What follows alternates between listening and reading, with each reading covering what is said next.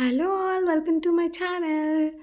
ఇది new year రోజు vlog. First లేవగానే కిందికెళ్ళేసి వాకిట్లో ముగ్గేసినాం. మేము ఇంట్లో ఉండబట్టి ఒక 4 ఇయర్స్ అవుతుంది. అప్పటి నుంచి ఫస్ట్ టైం అనమాట మేము వెళ్ళి అలా ముగ్గేయడం. ఇది నేనే వేసిన, చిన్నగా క్యూట్గా బాగుంది కదా. ఇంకా ఫ్రెష్ అయిపోయి టెంపుల్కి వెళ్ళిపోయినామంట, మా ఇంటి దగ్గరలో ఉన్న టెంపుల్. మా పాప అరుస్తుంది వీడియో తీయకండి. అమ్మవార్లు చూడండి ఎంత బాగా ముద్దుగున్నారో.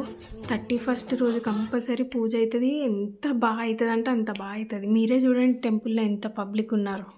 ఇంకా టెంపుల్ మొత్తం బాగా డెకరేట్ చేస్తారనమాట. 31st రోజు పెద్ద పూజ అవుతుంది అనమాట, పడి పూజ అయ్యప్ప స్వామి దగ్గర.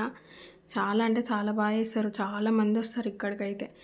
చూడండి స్టార్ట్ కాగానే ఫస్ట్ వినాయకుడు టెంపుల్ లోపలికి వెళ్ళగానే ఎంత బాగున్నాడు కదా బొజ్జ గణపయ్య. మేము ఇలా లోపలికి వెళ్తున్నామో లేదో మా లెఫ్ట్ సైడ్ ఇట్లా సెల్లార్ టైప్ ఉంటుంది అనమాట. అంటే అక్కడ అన్నదానం చేశారు. అక్కడ పిల్లలు ఎంత బాగా డ్యాన్స్ ఆడారంటే అంత బాగా డ్యాన్స్ ఆడారు. చూడండి ఎంతమంది స్టూడెంట్స్ ఉన్నారు.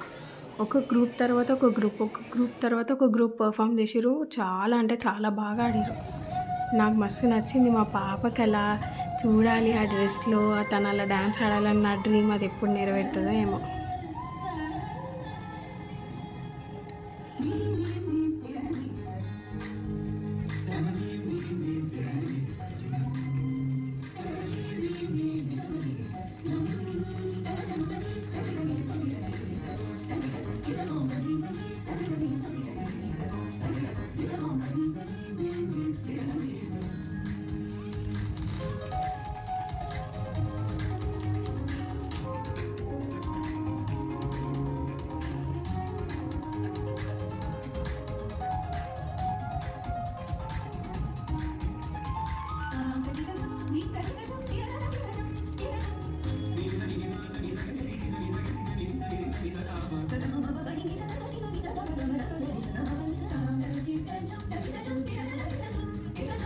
బుట్ట బొమ్మల్లాగే ఉన్నారు కదండి అందరూ.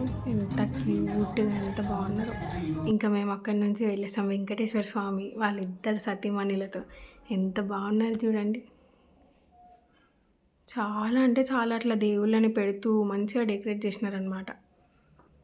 నేను ఇంట్లో పని మొత్తం ఫినిష్ చేసుకొని వెళ్ళేసరికి దగ్గర దగ్గర 12 అయిపోయింది. అప్పటికి కూడా చూడండి ఎంతమంది పబ్లిక్ ఉన్నారు.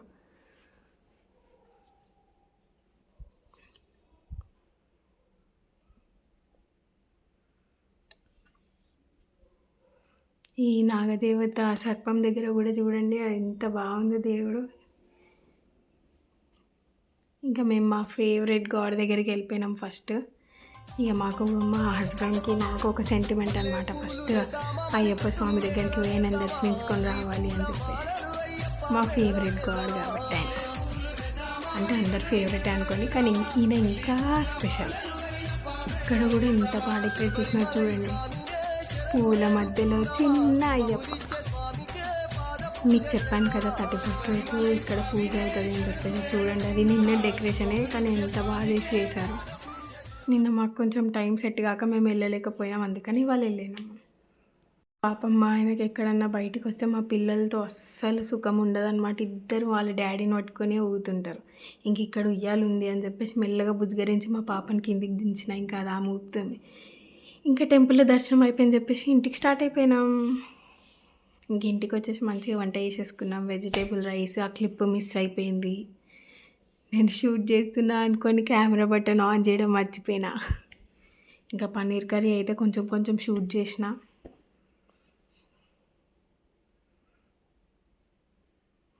ఈ రెసిపీస్ ఎప్పుడన్నా చూపిస్తా మళ్ళీ చేసినప్పుడు. నేను చెప్పాను కదా కెమెరా బటన్ ఆన్ చేయలేదు అని, అది కూడా చెప్తా ఎందుకు చేయలేదు.